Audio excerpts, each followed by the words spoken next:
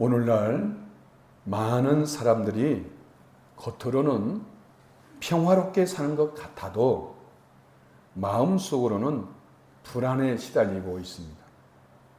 젊은이들은 집을 마련하기 위해 가진 돈은 물론 빚까지 내어 모든 것을 쏟아붓는 영끌의 삶을 삽니다.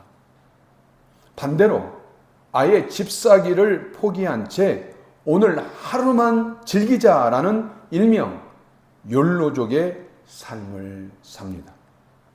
중년 세대는 부모님을 돌보는 일과 자녀를 키우는 책임을 동시에 감당하는 샌드위치 세대로 힘들어합니다. 어르신들은 홀로 외롭게 지내거나 생활이 어려워 미래에 대한 불안을 크게 느끼며 삽니다. 이런 경제적 불안의 성도들은 마음속으로 이렇게 묻습니다. 언제 이 빚을 다 갚지? 하나님 믿는데 왜 이렇게 삶이 빠듯하고 힘들까?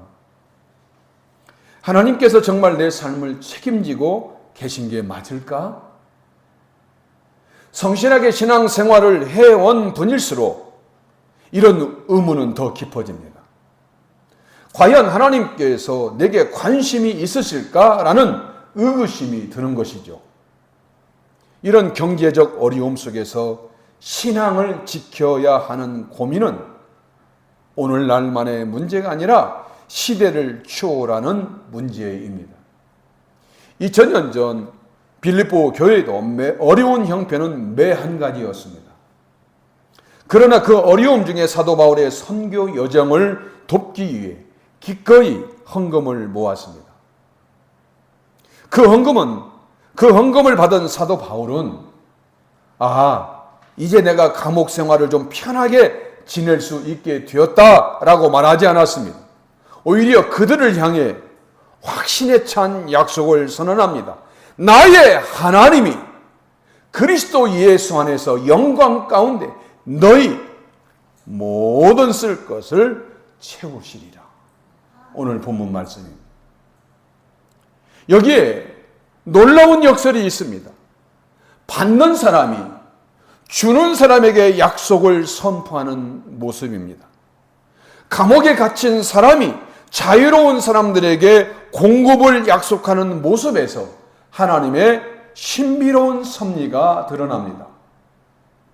그렇다면 바울은 어떻게 갇힌 자리에서 이런 확신을 전할 수 있었을까요? 그 비밀은 바로 그의 개인적 경험과 하나님과 깊은 친밀감에서 비롯됩니다. 사도 바울이 이 약속을 시작하면서 가장 먼저 선택한 표현은 나의 하나님이라는 말입니다. 나의 하나님. 나이라는 문법적으로 나의는 소유를 나타내지만 문맥상으로는 깊은 관계에서 흘러나오는 친밀한 고백이며 절대적 신뢰에서 나오는 표현입니다.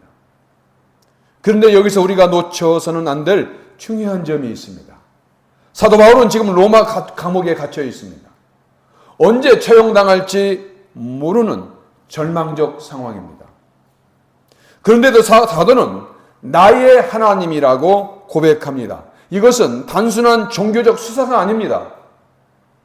가장 극한의 상황에서도 흔들리지 않는 하나님과의 인격적 관계에 대한 생생한 고백입니다. 사도 바울이 나의 하나님이라고 고백할 수 있었던 배경에는 수많은 체험이 쌓여 있었기 때문입니다.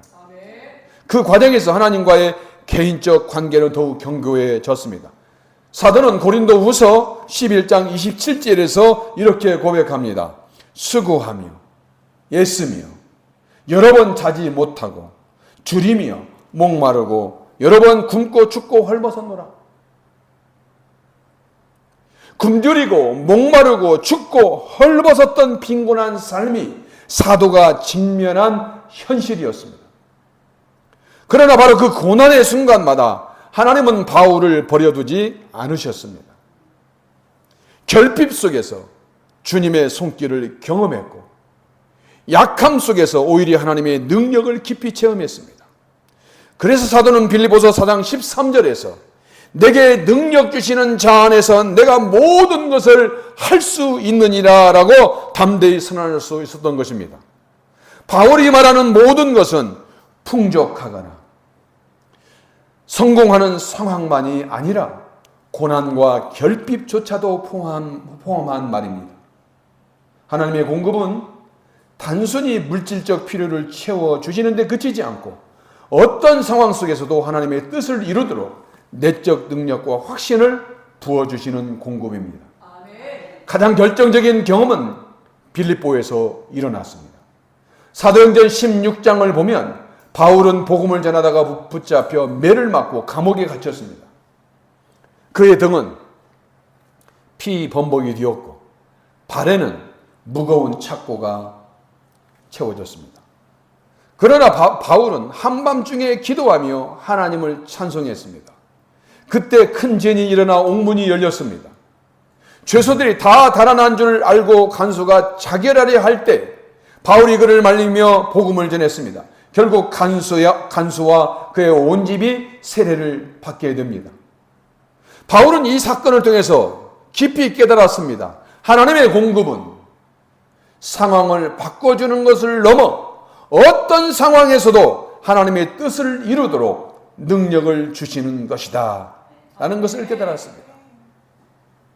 감옥이 선교지가 되고 간수가 제자가 되는 하나님의 역설적인 섭리를 빌립보에서 체험한 것입니다.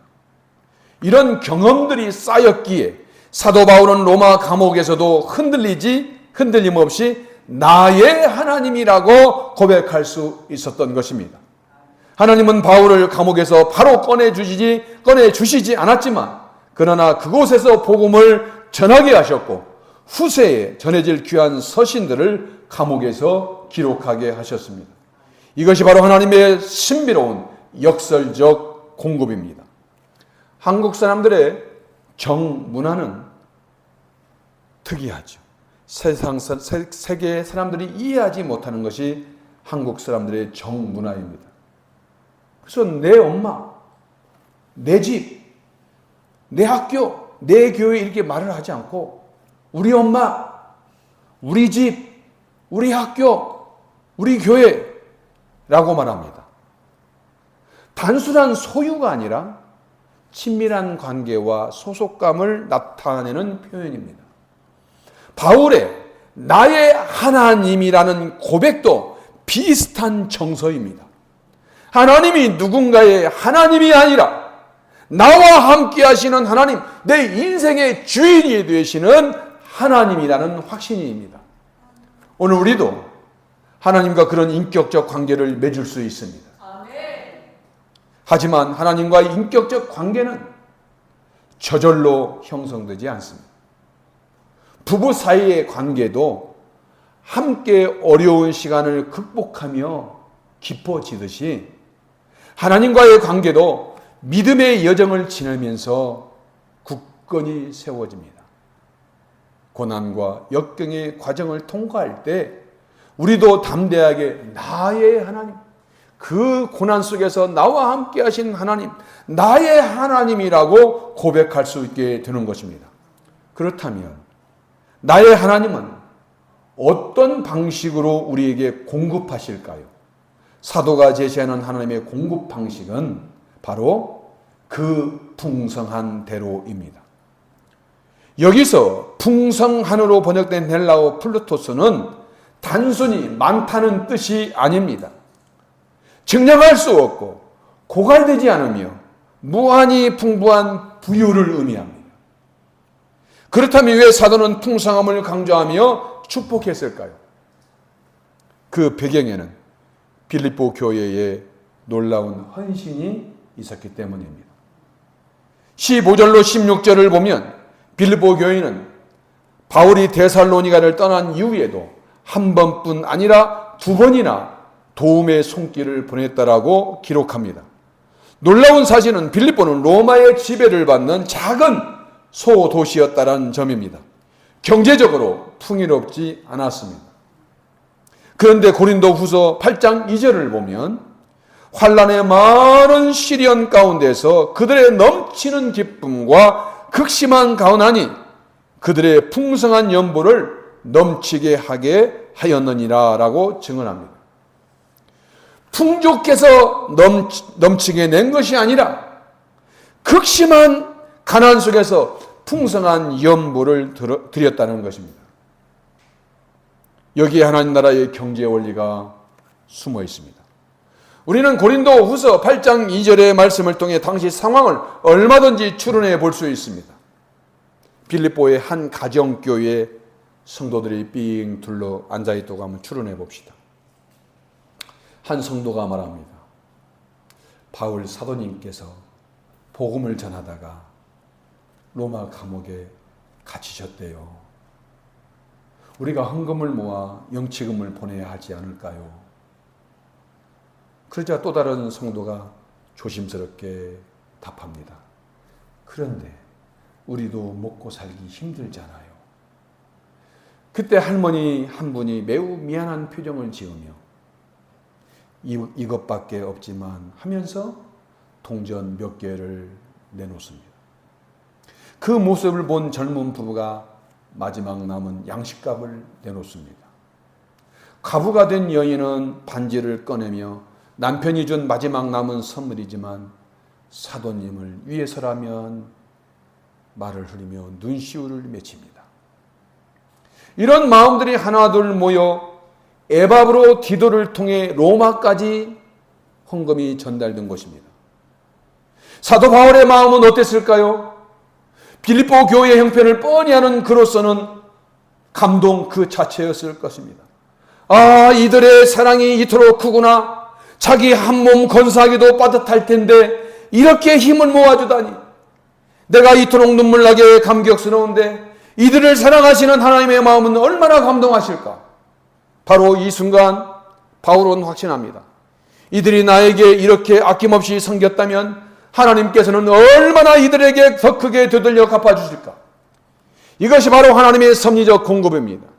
그래서 바울은 망설임 없이 선언할 수 있었던 것입니다. 나의 하나님이 내 선교여정, 내 인생 여정 가운데 나와 함께 하신 그 하나님이, 그 체험 가운데 나를 공급하신 그 하나님이 그 풍성한 대로, 무한한 대로 너희 모든 쓸 것을 채우시리라. 여기서 말하는 풍성한 플로토스는 하나님께서 우리의 필요를 넉넉히 채워주시는 물질적이고 현실적인 공급을 가리킵니다. 그러나 사도 바울이 풍성함을 비단 거기에 물질적인 것에만 머무르지 않습니다. 그는 에베소서 1장 7절에서 또 다른 차원의 풍성함을 말합니다. 우리는 그리스도 안에서 그의 은혜의 풍성함을 따라 그의 피로 말미암아 속량 곧 죄사함을 받았느니라.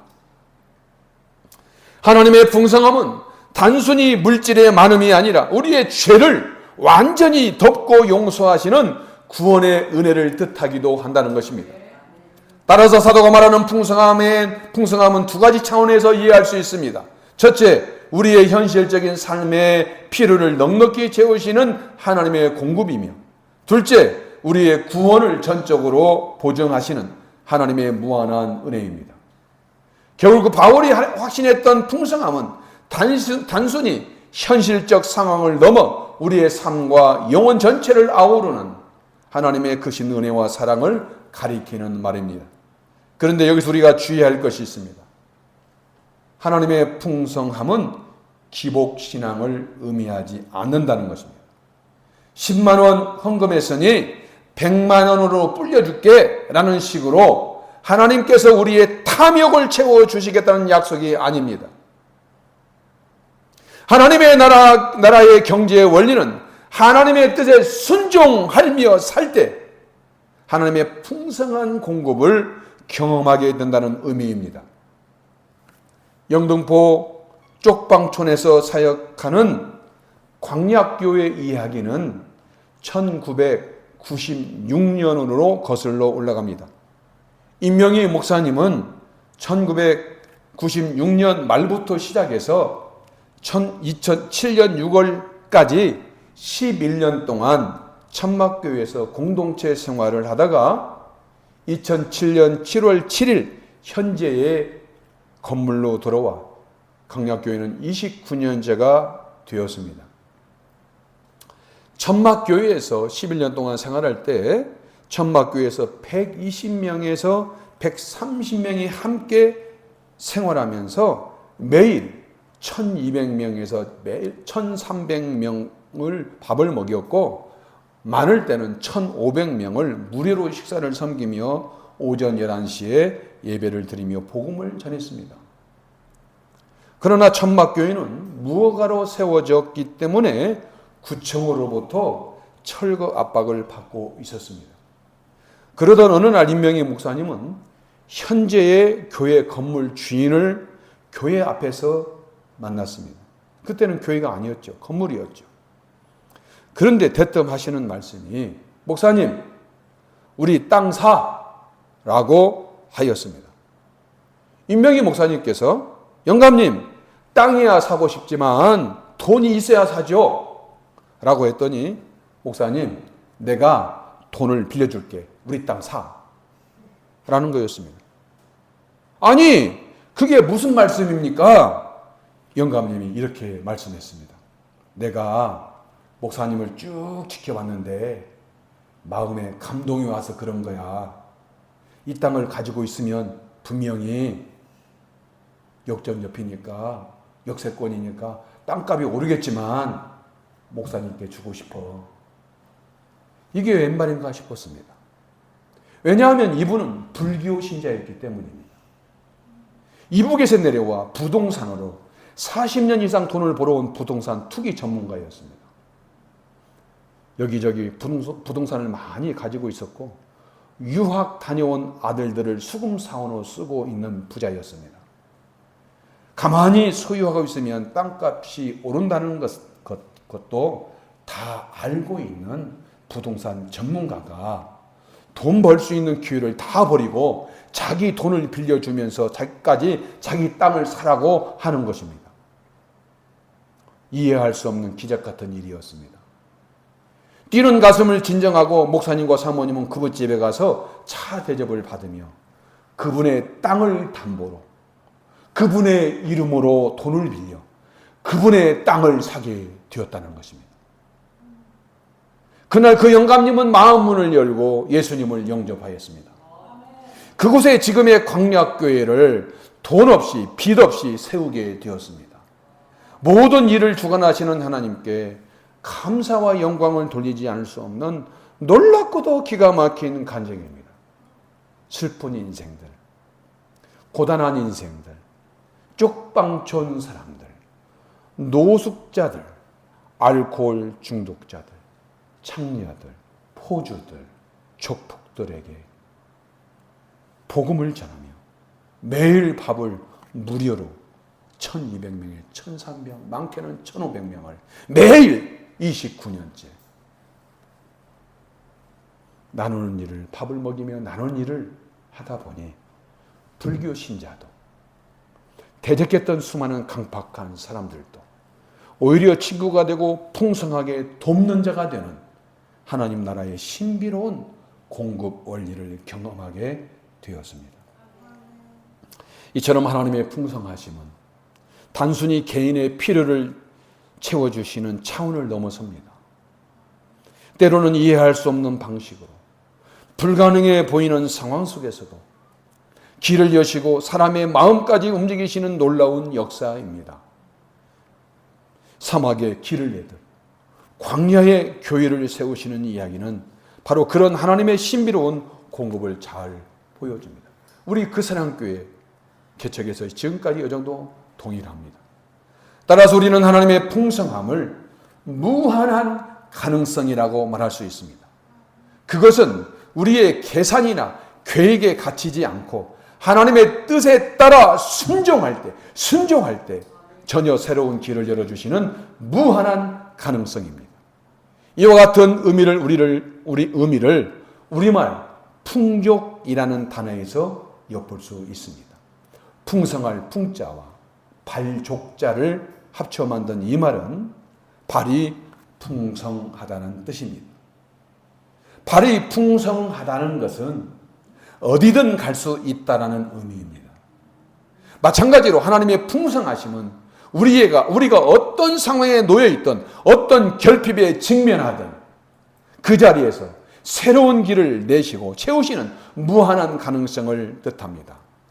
그렇다면 하나님의 풍성하심이 우리에게 실제로 어떻게 전달될까요?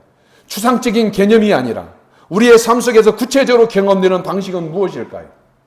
이에 대해 사도 바울은 분명하게 답합니다. 너희 모든 쓸 것을 채우시리라. 이 말씀 속에는 두 가지 중요한 원리가 있습니다. 첫째, 하나님의 섭리적 공급입니다. 사도 바울은 빌립보 교회 헌금에 대해 18절에서 이렇게 말합니다. 이는 받으실 만한 향기로운 제물이요 하나님을 기쁘시게 한 것이라.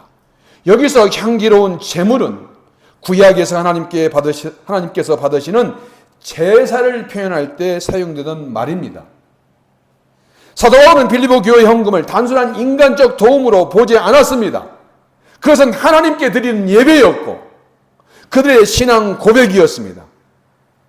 그래서 바울은 19절에서 이렇게 확신 있게 말할 수 있었습니다. 너희가 하나님께 향기로운 제물을 드렸으니 하나님께서도 너희 모든 쓸 것을 채우실 것이다. 다시 말해 하나님께 드려진 헌신은 헛되지 않으며 하나님께서 기쁘게 받으시고 하나님의 신실하심으로 응답하신다는 것입니다. 이것이 바로 하나님의 섭리적 공급의 원리입니다. 그러나 이것 중요한 점이 있습니다. 이 원리는 인간적인 거래 법칙이 아니라는 것입니다. 예수님도 마태복음 6장 3절로 4절에서 너는 구제할 때에 오른손이 하는 것을 왼손이 모르게 하여 내 구제함을 은밀하게 하라. 은밀한 중에 보시는 너희 아버지께서 갚으시리라 라고 말씀하셨습니다. 우리의 헌금이나 선행은 하나님 앞에서 드려지는 예배의 행위이지 무언가를 얻기 위한 교환이 아닙니다. 그럼 우리가 드리는 헌금은 단순히 주는 행위에 그치지 않고 하나님의 은혜 안에서 우리의 필요를 채우는 길이 되는 것입니다. 우리의 삶이 하나님께 향기로운 예배가 될 때 하나님 그 삶을 기쁘게 받으시고 하나님의 풍성한 약속으로 우리의 모든 쓸 것을 채우신다는 것입니다. 너희 모든 쓸 것을 채우시려는 말씀의 두 번째 원리는 완전한 보장의 약속입니다. 완전한 보장의 약속. 사도 바울이 본문 19절에서 사용한 모든, 오늘 이 본문 19절에 사용한 모든이라는 말은 예외 없이 전부, 완전히 모든 것을 가리킵니다. 마치 계산서에 보험 약정에 전면적 보장이라고 명시된 것처럼 하나님께서 주시는 약속에는 빠짐이나 제한이 없다는 것입니다. 인간의 보장은 언제나 부분적이고 조건적이지만 하나님의 보장은 삶의 모든 영역을 포괄한다는 것입니다. 그러나 여기서 중요한 것은 쓸 것이라는 표현입니다. 이는 단순히 우리가 원하는 욕망을 뜻하는 것이 아닙니다. 참으로 우리가 꼭 필요한 것을 의미합니다. 우리는 종종 원하는 것과 필요한 것을 혼동합니다. 마치 아이가 장난감을 간절히 원하지만 실제로는 학용품이 더 필요할 때 부모가 장난감이냐 학용품이냐 그것을 구별해 주는 것과 같습니다. 내가 원하는 것과 정말 내가 필요한 것을 우리는 혼동하기 때문에 하나님께서 구별해 주시는 것입니다. 하나님께서 우리의 삶을 보실 때도 마찬가지죠.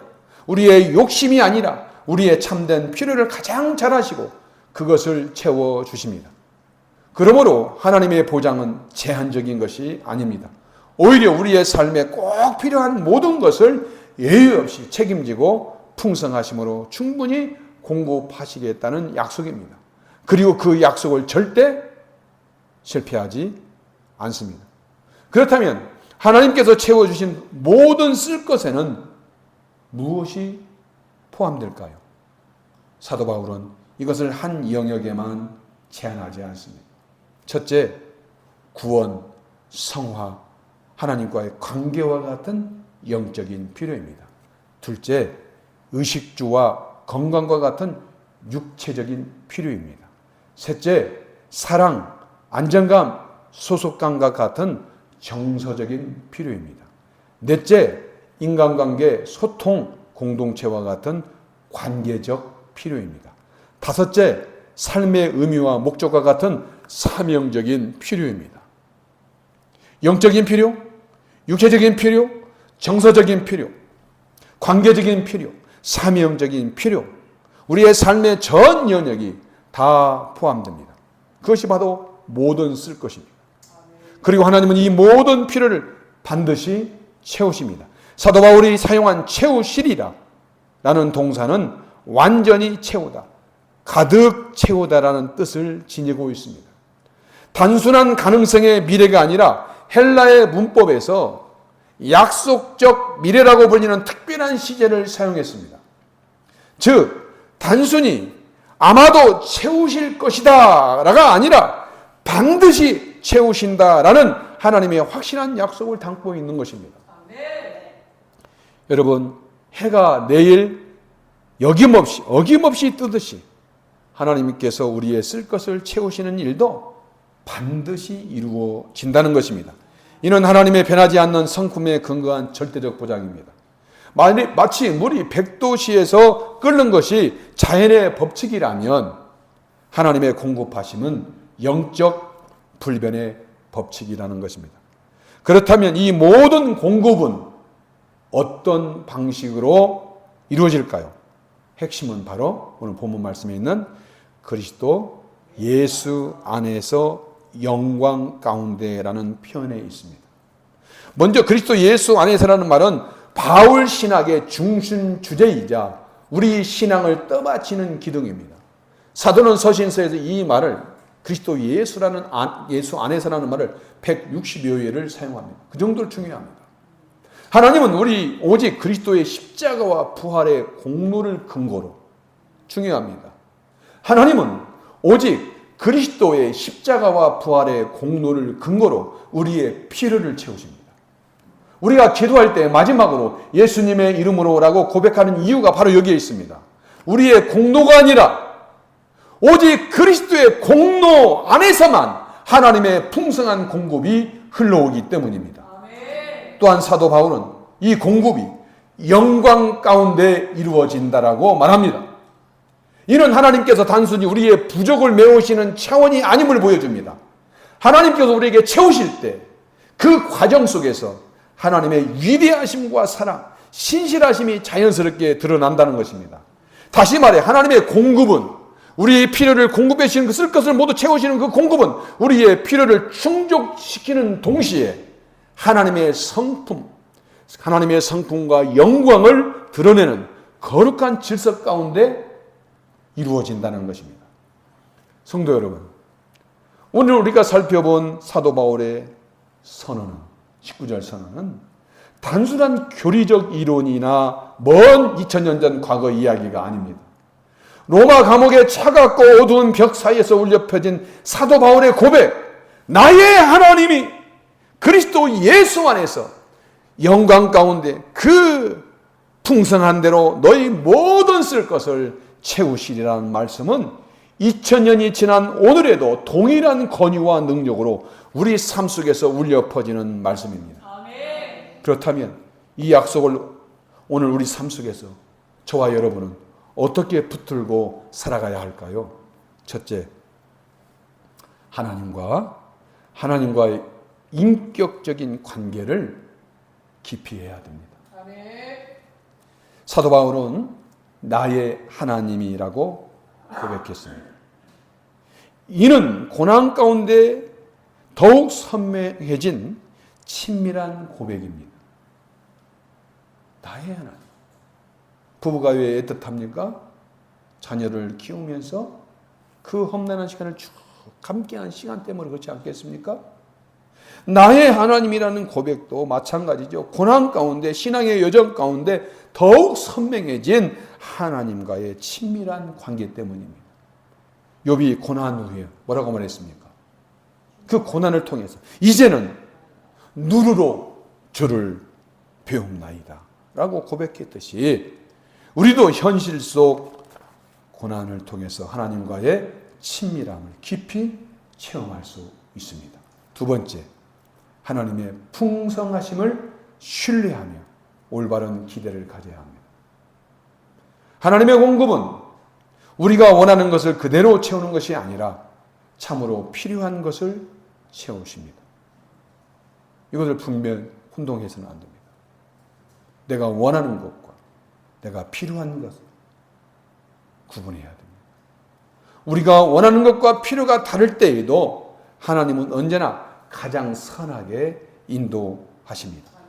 마지막으로 세 번째, 하나님의 공급에 감사하며 나눔을 실천해야 됩니다. 빌립보 교회의 성도들은 가난 속에서도 바울을 위해 기꺼이 헌신했습니다. 오늘 우리의 헌금과 섬김도 감사와 기쁨으로 드릴 때 하나님께서 채우신 은혜가 이웃에게 흘러갑니다. 성도 여러분, 지금 여러분이 직면한 현실이 경제적 어려움이든 건강 문제이든 인간관계나 진로의 고민이든 하나님은 여전히 여러분의 필요를 신실히 채우십니다.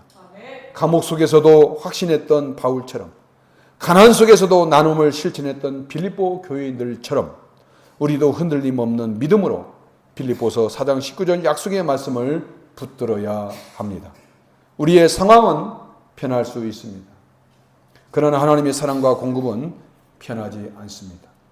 이 확신 안에서 여러분의 삶이 하나님의 풍성한 은혜로 가득 채워지고 그 은혜가 나눔과 감사로 흘러가며 마침내 하나님의 영광이 여러분의 삶 속에서 선명히 드러나기를 주님의 이름으로 축복합니다. 기도합니다.